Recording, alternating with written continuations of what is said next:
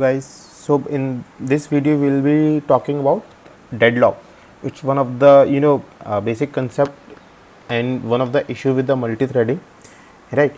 So what is deadlock?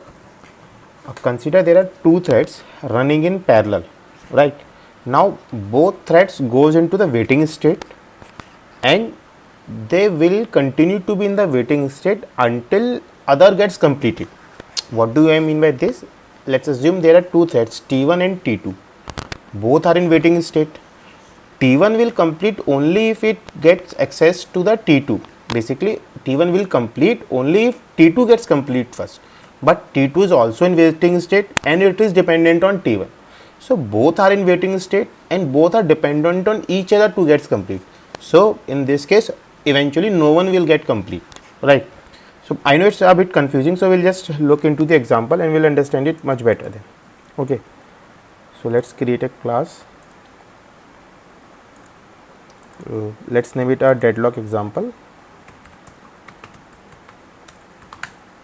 Okay, so in one of the previous video we have created one custom printer class, right? So we'll just create that only, custom printer, and let's name it custom printer share because it will be shared between multiple threads. Okay, now as we discussed, there will be multiple threads running in parallel, right? So obviously we will create one thread here. So let's custom thread implements runnable.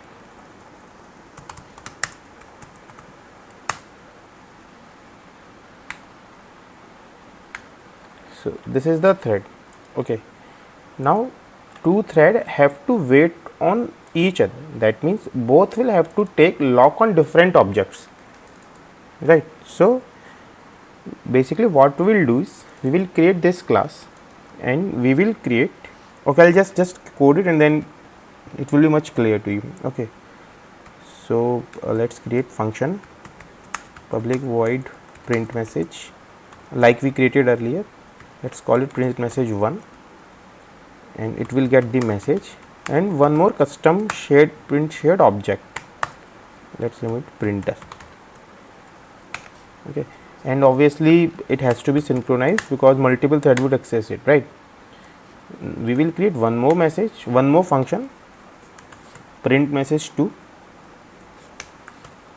and this will contains only the message, and we can create any custom body. So we'll just print message 1 from thread, just print the thread name, thread dot current thread dot get name,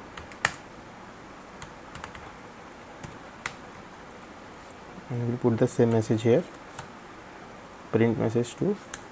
Now what this function will do, it will call the print message 2 from the printer object, from this object, not on the current object, right? So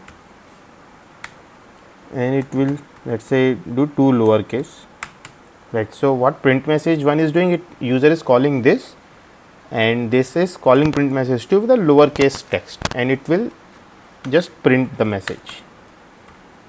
It got. Okay, now the thing to note here is we have not called this print message on the current object, we have called it on a different object, right? Why we have done this is, so what will happen now is there will be two objects of this. One is the current object on which this function will call, and the thread which is calling print message 1, same thread will call the print message 2 on a different object, right? So just give you an example. So basically there would be what, there would be two threads T1 and T2, right? Okay, I'll just write main function and then it will be more clear. Okay, then I'll just, and I'll explain it with the example, with the diagram I've shown right now. So main function, so what we will do, we will create two objects, name it cs1 new custom print shared, cs2, right? Then we have to create two threads t1 new custom thread and T2. Now we have to create custom thread now, right? Now since we mentioned ki there will be two objects of this, right? One will be the current object and second on which this print message 2 will be called. So we'll pass those two objects to the thread. So custom print shared first object and custom second object, and we'll just initialize it in the constructor. Public custom print shared. Sorry, this is the mistake. Should be custom thread and custom print shared CS1 custom print shared. I know it might be a bit confusing now, but it will all be just clear in a minute. Okay. CS1 CS2, and what it is doing, it will just call the print message function on the current object. Okay, so it will call CS1 dot print message, let's say hello, on the with CS2 object, right? So in this case the current object, when we discuss, in this case the current object would be CS1 and the printer object would be CS2.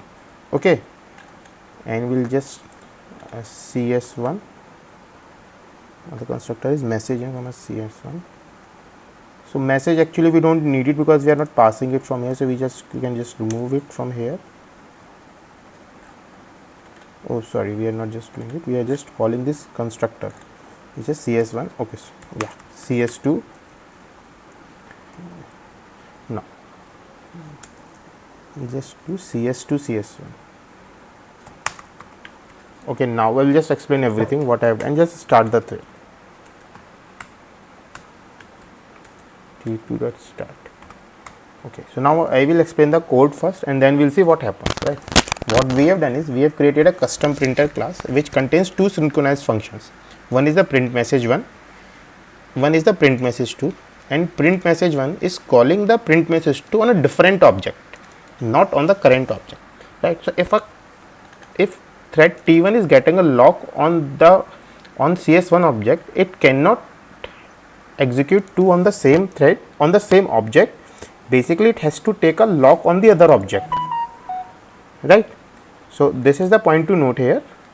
It will call print message 1 and print message 2 on a different objects, right? So it needs to get access to the lock for both of the objects to complete it, and obviously this function will complete once this is complete, right? So right now what we have done is we have created two threads. These two threads will run in parallel.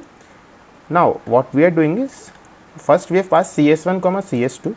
So now we can see this example with this diagram. T1, this T1 is this T1. T1 is called with CS1 comma CS2. Now if we see this CS1 is here, right? So this CS1 is referred CS1 and CS2 here, right? And this T1 T2 is basically this T1 and T2. So what is happening, T1 will have a lock on CS1. What do I mean by this? With T1 we have called CS1 CS2, this CS1, and is, so basically T1 will call CS1 dot print message hello comma CS2. So T11 will have a lock on CS1, right? So this CS1 and T1 are binded, right? Same is for T2. T2, for it we have passed CS2 as the first parameter, right? So T2 will have a lock on CS2. So T1 will have a lock on CS1, T2 will have a lock on CS2, right? Now both will call this function on a different object, so both can run simultaneously, and this message should get print for both threads. So it should be print one message 1 from thread 1 name and print message 1 from thread second name. Now what would happen is, thread 1 would wait for CS2 object to get a lock on CS2 object to complete this, because this is also a critical section, right? And same is for thread 2. Thread 2 will wait, thread 2 will call this, for thread 2 printer would be CS1, right? So thread 2 needs to get a lock on CS1 to complete this. both cannot get the threads, both cannot get the lock, because T1 is waiting for CS2 to get a lock, which is actually binded with T2. Same for T2, right? So we'll just look the diagram again. T1 will currently have a lock on CS1, T2 have a lock on CS2, right? And T1 is waiting for CS2 lock on CS2 object, and T2 is waiting for a lock on CS1 object, right? So both are in waiting state and both cannot complete until the other thread is complete, right? So again, just flow what is happening.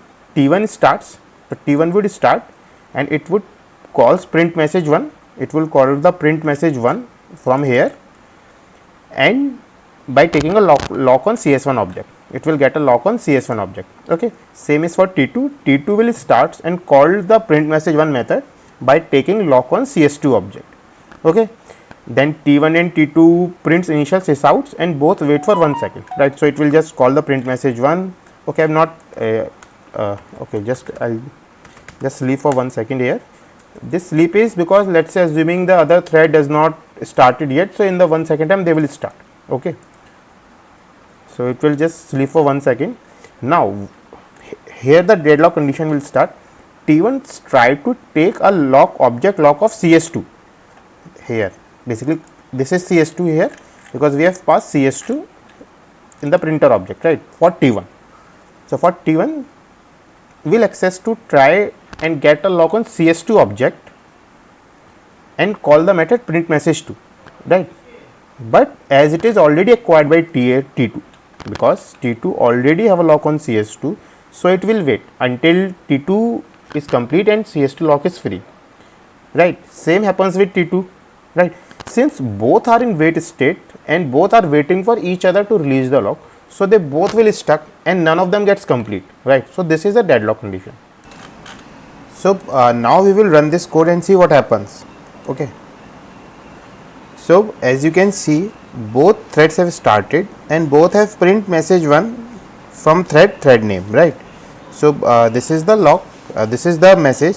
Now both are waiting here, right? Thread 1 is waiting for thread 2 to complete and release the lock on this CS2 instance. Thread 2 is waiting for thread 1 to complete and to get the lock on CS1. So now both will keep on waiting infinitely, and this is the deadlock condition, right? So that's it for this video. Thank you guys.